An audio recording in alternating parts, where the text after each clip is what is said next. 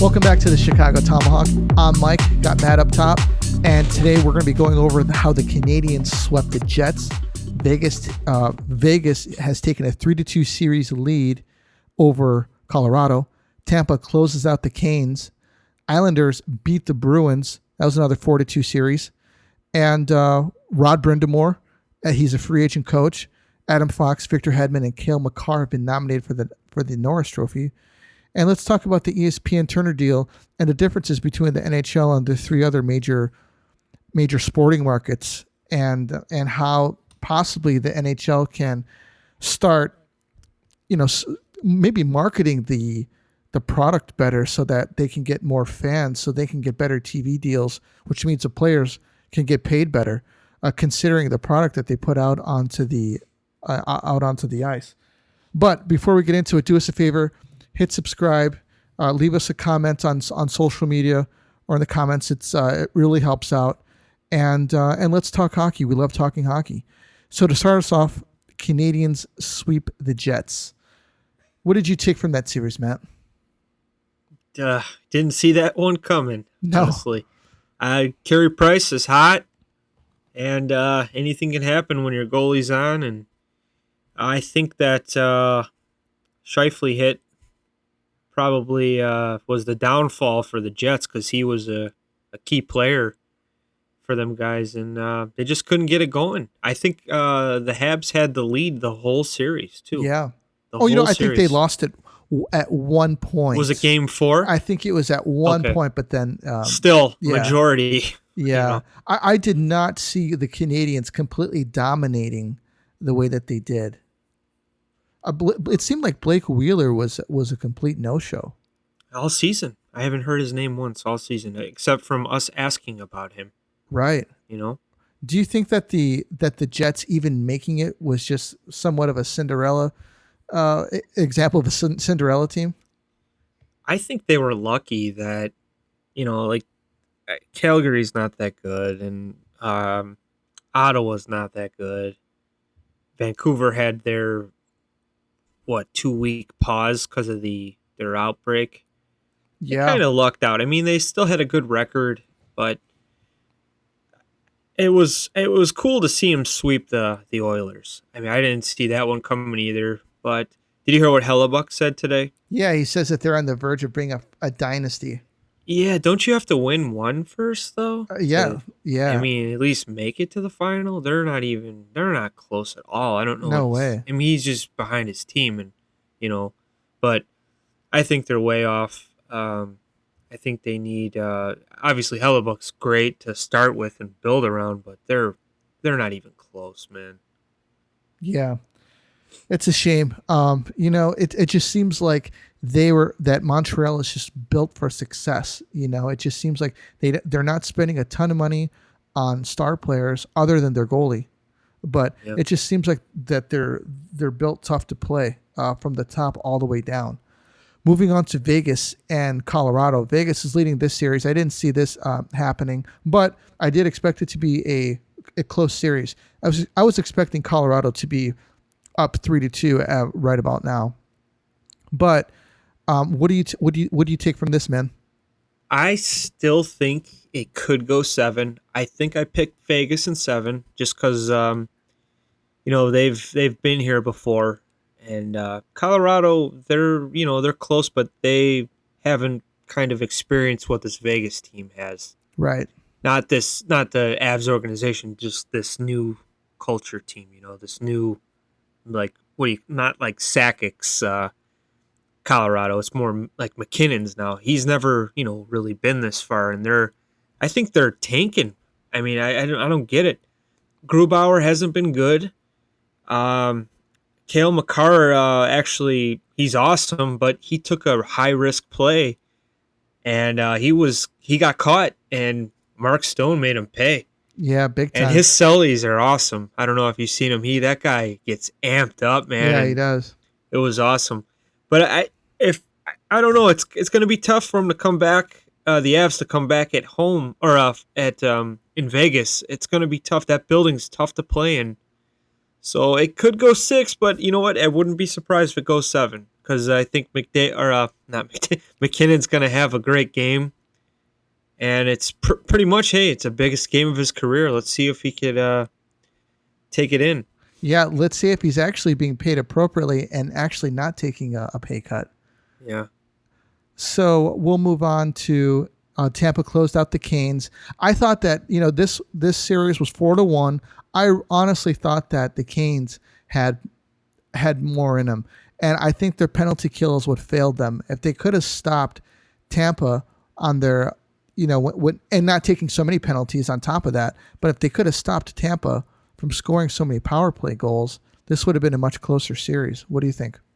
Yeah, I think they beat themselves. They should have stayed out of the box and wouldn't have to worry about Kucherov firing one, Point firing one. Stamkos is you can't give those guys space, and when you got the pretty extra much just hanging out there in the circle, just waiting for the puck. Those guys are paid to do that, and they're doing it. They got the best goalie in the world. Tough to beat him. He's probably going to win the Vezina again. But Rod Brind'amour, he even said it too. He's like, that's what a great power play looks like, and we cannot take penalties against a great power play. But the Canes, man, they had a great season. I think they found a goalie. They're Russian. They're close. I think the main thing right now for them is they have to get Brind'amour locked up. This guy, players coach, guys seem like they love him. I think he loves it here or there. They got to get that done. You don't want that guy to walk and explore what his options. There's going to be a lot of teams looking for a coach like him. So hopefully the Canes office gets it going. Yeah, no kidding. It was. I was expecting a little bit more out of Teravainen as well. I think that he's been playing better year after year, but I wonder if he's hit his peak in a way. Yeah, like a top 6 guy. I don't see him a top liner. I think Sebastian Aho is a pretty underrated player. I enjoyed watching him this year. We've seen him a lot, and you know what? I thought hey man, they're paying this guy a lot of money, and he's not that special, but he really is though. That was a good. Actually, that was an offer sheet signing, right? I think Montreal gave him an offer sheet 2 years ago, and they matched it right away at $9 million a year. That guy, I think it's worth it. He's a great player. Yeah, he is. I don't know about $9 million a year, but I think that he is definitely a very good player, incredibly talented. But I think that he's a little overpaid at $9 million. I'm sure, but they got the money. They're not up against a cap, and they want him to be the man there, and he's the man. Yeah. So as you mentioned it, we'll just move on to Rod Brind'amour. As a coach, obviously as a player, that he was definitely somebody that he was obviously the captain of Carolina. He was a player that the team could get behind. Looking at him in the handshake line, he looks like the type of guy that people respect and people enjoy being around. What kind of do you think that he will have an opportunity to hit the free agent market out there and see what happens? I don't know, man. If I was Waddell, I think it's Don Waddell, I'd be on the phone with his agent and him today. Hey, let's go. Let's get this going. What do we got to do? What do we need to do to get it done? You're the man here, but I hope for Canes fans and even the Canes players that he doesn't explore, because someone's going to pay the guy that and what he wants, and he could probably turn the team around. He's a great coach. Yeah, imagine what he can do in Chicago. Oh, I'd love to have him here, and I think the players would too. I think they'd get real excited to get a guy like that with a little personality, and he was amped up after the game, that post game talk in his locker room, and players were all screaming at him, "Yeah, coach, yeah!" Yeah, that's awesome. It's good to see a little life in the guy. Right. We don't have that. Yeah, no kidding. One thing that I wanted to bring up to you is the German Gretzky. What's his name? Leon Draisaitl. Yeah. Yeah. I think that he got snubbed for the Selke Trophy because here's something to take into consideration. I think he was top 5 in points and top 5 in plus minus. Yeah, I didn't know that. I know that he puts up points. Obviously, I don't even think he's considered for the Hart nomination either. Completely under the radar, man. Yeah, no respect. I mean, we know McDavid's going to win that award. They shouldn't even release it. They should just write McDavid, McDavid, McDavid. But I mean, who would you say? I mean, I would probably say McDavid, Matthews, and being from Chicago, I thought Kane had a great year, Yeah. and he probably won't be up there. It could be Nathan McKinnon, just because he's a beast, but it's going to McDavid. Yeah, and the argument for Kane is that the Blackhawks wouldn't have had zero chance this year if he wouldn't have played. Zero chance. Oh yeah, we'd be terrible. We'd be Detroit. Yeah, we'd be probably worse. If Edmonton didn't have McDavid, they would probably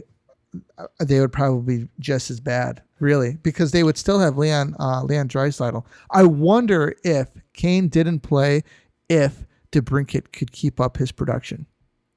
I don't think so. Not yet. I think DeBrincat is relying on Kane a lot. I mean, you could look at DeBrincat's goals. I guarantee you 70% of them were assisted by Kaner. Right. Yeah, just something to think about. But I think that Leon Draisaitl got snubbed for the Selke this year. Even the Hart, he was up there in points. I think he was number 2 in points. Yeah. Usually it's the 1, 2, 3 guys. Right. Unless it's something else like this guy had a great, plus it could be anything. It's all up to the I think it's the sports writers that pick, right? Yeah, I think it is. Yeah. Go figure, right? Yeah. All right, moving on to the Norris candidates: Adam Fox, Victor Hedman, Cale Makar. I'll tell you what, man. I think when I saw Victor Hedman play at the United Center, I was amazed at how good that guy could skate for how big that he is. I mean, he's just an incredibly smooth skater, and obviously a great defender and a threat on offense. I'm not really too familiar with Adam Fox, to be honest with you. Rangers, yeah. He had a really great year this year. He put up a lot of points. I know the Rangers fans are going to be, pissed off when he doesn't win, but there's no way he's winning. It's got to go to Victor Hedman. He's just an all-around great defenseman. Yeah, and he could be on his way to winning a second cup. Yeah, he's just Cale Makar is great too. I guarantee you, everyone's fantasy hockey leagues, he's going to be like the first defenseman picked. Yeah, just because he puts up great numbers. He's on a good team. I still got to go with Victor Hedman too. I think he's just solid in his own zone first, and he could put up the numbers. Yeah, I agree. And also, we've got PK Subban. He's going to start his analyst gig with ESPN coming up, I believe, this Sunday. Mm-hmm. And which is really interesting. The guy's got a great personality. I'm really excited to see. I think that he'll fit into the role really, really well. Have you heard anything about Sharpie? Is Sharpie going to be moving to ESPN or Turner or anything? I haven't heard anything. The only thing I know is they got Gretzky on the panel. I think Olczyk. I think Jones, too, which I'm really tired of. Keith Jones? Yeah. The guy's so boring, I mean, he's knowledgeable, dude, but I mean, he's just loyal, I feel like he's been around for a while, and they're taking care of him, and it's cool. He doesn't bother me. Milbury bothered me. I couldn't stand him. Yeah, me too. I'm glad they cut ties with him. I feel like he'd always go out of the way just to give a dig at Roenick. And I'm like, Roenick, dude, you turn around and blast him, just one time. You're going to still be loved. You're going to gain more fans if you do it. Yeah. I honestly would like to see like a Brett Hall. I think he has a great personality. Do you remember when he was on? Well, the problem is that he'd be drunk half the time, so they can't. Yeah, like his dad. Yeah, no kidding. But, I mean, he's got a good personality. He used to be on, was it ABC when the NHL did that? I think him and Ray Ferraro were on.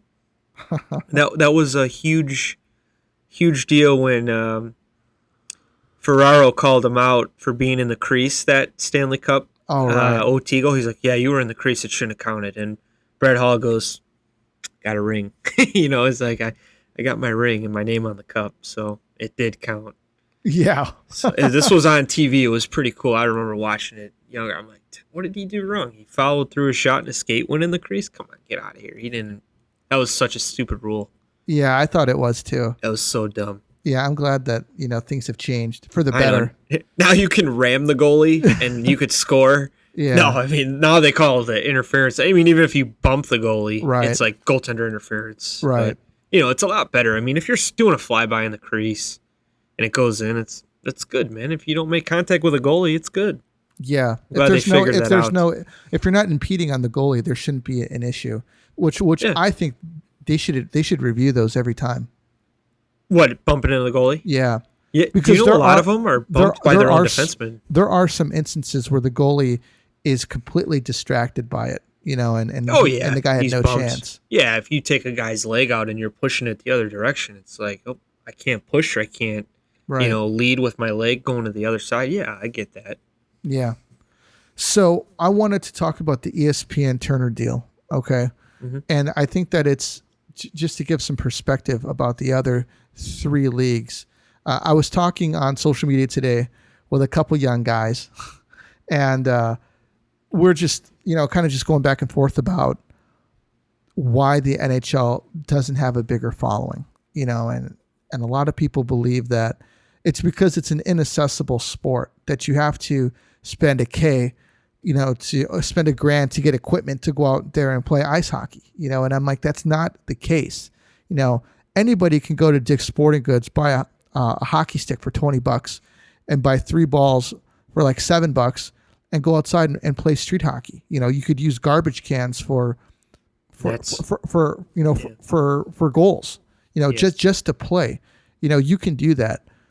And then if you get more interested, you can get some rollerblades and maybe buy a couple nets and play. And I think the NHL should be using this idea to try to grow the game. There's streets everywhere. You could play anywhere. Mm-hmm. Me and Mike could play, play with each other, just to play. The problem that I think that it is that people say, we're going to go play hockey. They go out to maybe go rent some skates, or they go and get on some rollerblades, and they can't do it because it's an incredibly difficult sport to play technically, because you have to be coordinated and you have to be able to skate on top of it, and not to mention playing the positions without just a bunch of guys in a circle hacking around you got to learn the responsibilities. Yeah. Right. And it's hard. It's not as easy just getting a basketball and going throwing it up and playing, or getting a football, getting 5 guys 5-on-5 tackle and and playing, or soccer, or actually say football, because 90% of the rest of the other world calls soccer football. You know? So these sports are easy to play. A baseball, you get a bat and a ball, and you go and play, and you stand around. It doesn't take the coordination that it takes to play hockey. And what the NHL needs to start pushing is kids getting out into the streets, into the sidewalks, into parking lots, and getting nets out there so that kids can play. There's a park out in Tinley over here where they have like a roller style hockey rink where you can go out there and play. And they need to start building these things around more neighborhoods to start growing the game, because it's a fun game to play when you learn how to play and learn the responsibilities. But they need to make it accessible to other people. Even schools, I feel like. Right. When I was in 7th, 8th grade, you'd play hockey for a week, but you'd play the other sports for a long time. You know what I mean? And you get the crappy foam sticks that, you can't even elevate the puck with. You can't do anything with them, and it's shit, and it's like, I don't even want to play because you can't even play with this stuff. And the hockey kids that play, they curve the sticks. Right. Like, it's almost like a banana just to elevate it. And what, you can't do that. I'm like, yeah, you can. Yeah, that's what I used to do. I'm not freaking going to be 1960s straight edge shot so they don't elevate. Yeah. Thank you, Stan Mikita, for curving the stick, but putting it under changing the game, under a door sill. But I think like what you're saying when I was younger, like you were saying, we'd grab our sticks and skates. My whole block played.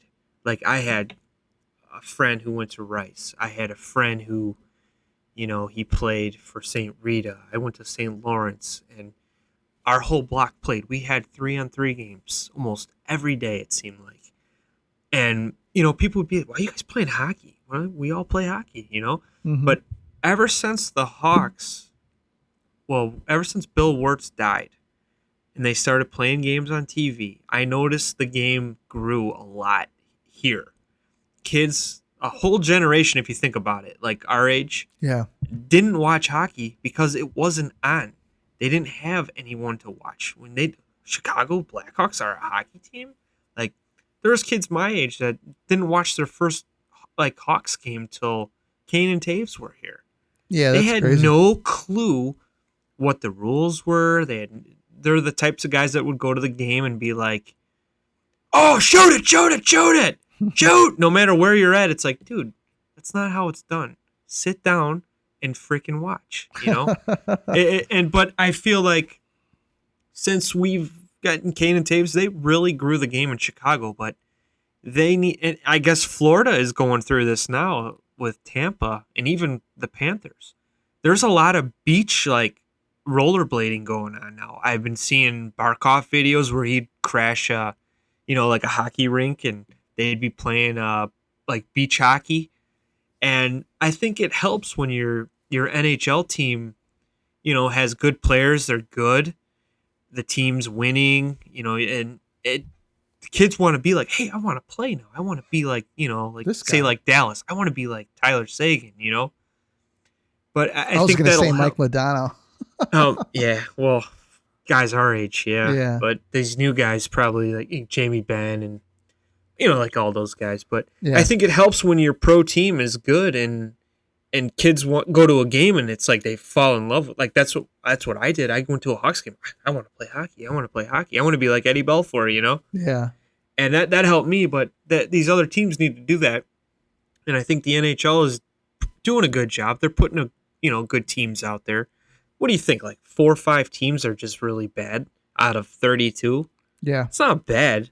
You know what I mean? Phoenix, it's not working out. I think I would attribute it to bad ownership on Phoenix's part. Well, yeah, I mean, and it's a terrible location. It's not working. It's like putting a hockey team in Atlanta twice. You screwed it up twice. You got to look at the demographics too. It's 90% African American. Not a lot of them play hockey. They like football and they like basketball. They like all kinds of sports, but it just didn't work there. You know what I mean? Yeah. It's like the PK Subban. Like if it's say they signed PK being like a black guy like him, that'd be huge. Like, oh, PK. I think he's a great signing for ESPN. Yeah. He's awesome. He's good. Like in the community, he gave $9 million to the children's hospital. He's incredibly, he's incredibly generous, and he's got a great personality. He's just a solid dude. In Malcolm, I've never heard the guy talk. Malcolm Subban. But I'm saying it's just like you got to think of everything like that. You got to put it together, and it didn't work out there. It's not because of that reason. It's just because Atlanta. It's not like a town like that. You know what I mean? It's not going to work. Right. And there's all kinds of cities that I don't like.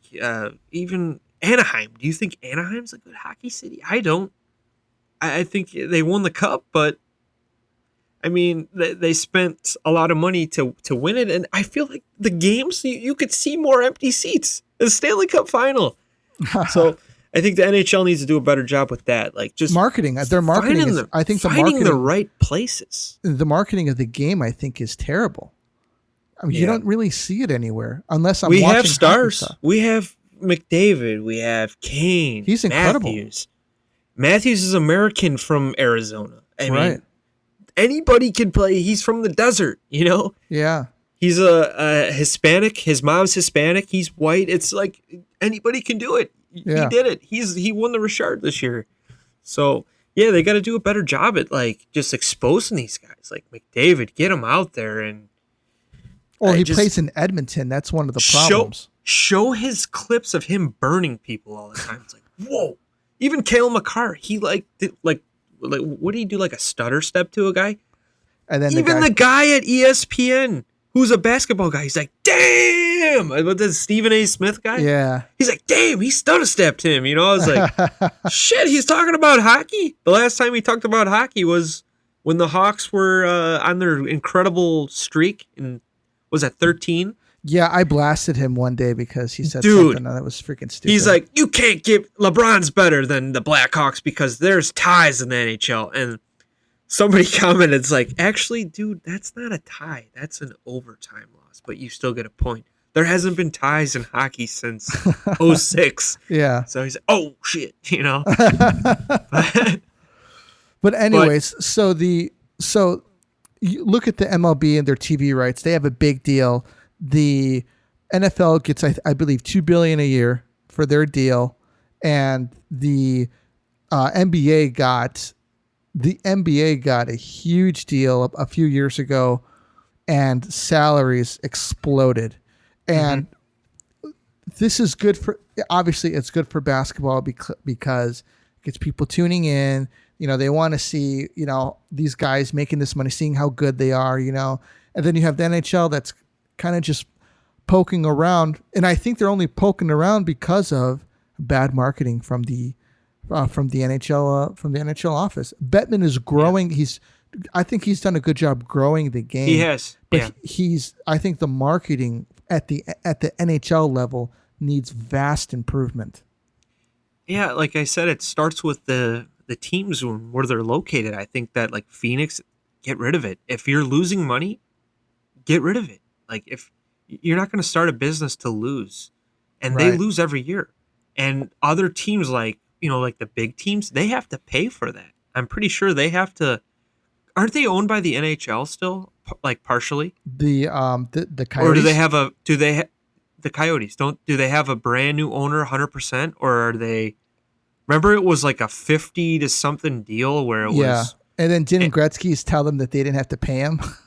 Yeah, they didn't pay Gretzky. They I think he needed like $8 million he was owed. Yeah. And they didn't give it to him. But, you know, like if these guys aren't, like, I don't even know if Ottawa's, I'm pretty sure they're probably fine because they're in Canada, but I like I don't think the Blue Jackets are doing well. They don't spend money. And I think the owner has his own salary cap under the normal salary cap, and that's hurting them. It is. It's hurting them bad. But Phoenix is just, I don't understand it. I don't know why you keep them there if you get all the away fans, like the opposing team's fans come to visit because it's so cheap, and you can't rely on that. You look at Vegas, man. They sold out season tickets in what, 3 hours? Wow. Great marketing. The owner wants to go for it. He's putting winners out. Right. I mean, they could be going to the Final Four here. Right. They might even go to the final. It's just some teams need to, like, take notes from these owners that do a great job. Alex Morello, he has the... Oh, he's a majority owner? Yeah. Wow. He's the first and only Hispanic majority owner in the National awesome. Hockey League. He's the chairman and governor of the Coyotes. Wow. I'm surprised he's leaving them there. I mean, he probably has no choice. I bet Bettman is like, no, you're keeping him here if you're not going to relocate. Because I remember a couple of years ago, they were supposed to move. And I think they all, you know, Shane Doan's like, no, we don't want to go. And all the 5 fans, they fought for it. But but the NHL, they gotta like expose us, you know, try to get like the faces out there and, you know, get them on TV shows and, you know, like say, hey, let's, you know, like PK Subban's a great start. I think he's got an awesome personality. He did like a show over the COVID stuff where he was like asking people questions. He was like a game show host. Did you watch that? No, I didn't. He was great, man. He was calling fans and, you know, hey, if you answer this question right, you get a jersey signed by PK. And I'm like, damn, man, that's pretty cool. But I think that's a good start. I think getting Gretzky's kind of smart. You know, he's the greatest player of all time, and he's going to be on a panel. Olchek, yeah, I mean, I think we're just sick of him. Because But we I hear think him all the time. Yeah, I think people really like him. I mean, I like him, but it's just I'd rather see like a new direction here. Maybe like a Sharpie, somebody who has gone through our dynasty. Like somebody like that. I think Foley or not Foley. Yeah, I mean Foley is okay, but sometimes you got to move on. Sorry. No problem. I think, but I think starting with those guys, I think they should get a couple more stars, like former stars, to be on the panels and stuff, and I think that'll help a lot. Cool, man. Do you got anything else for tonight? No, man. Excited about tomorrow. Vegas, see. Colorado. So the winner will play Montreal, and And I looks don't like know the what to- Islanders and Tampa. Yeah, Islanders and Tampa. I think that's the better matchup for Tampa. If I'm Tampa and I'm a Tampa fan, I like them. I would rather play the Islanders than Boston. the Bruins, just because their top line's scary. Bergeron, Pasternak, and Marchand. And Taylor Hall, dude, he's been a ghost. He had one empty net goal the second round, one assist. So Not maybe good. the Bruins might want to rethink, paying the guy and maybe even keeping Rask. This might be his last game as a Bruin too, and we will see. They got some decisions to make. Very interesting. Yeah, and then David Krejci too, another their second line center. He's been there forever, so I Yeah, wonder he what's going to has. happen. Wow. Yep. Well, that's all that we got for you tonight, guys. Thank you for listening. Hit subscribe, and we'll catch you on the next one. This is the Tomahawk, and we're out.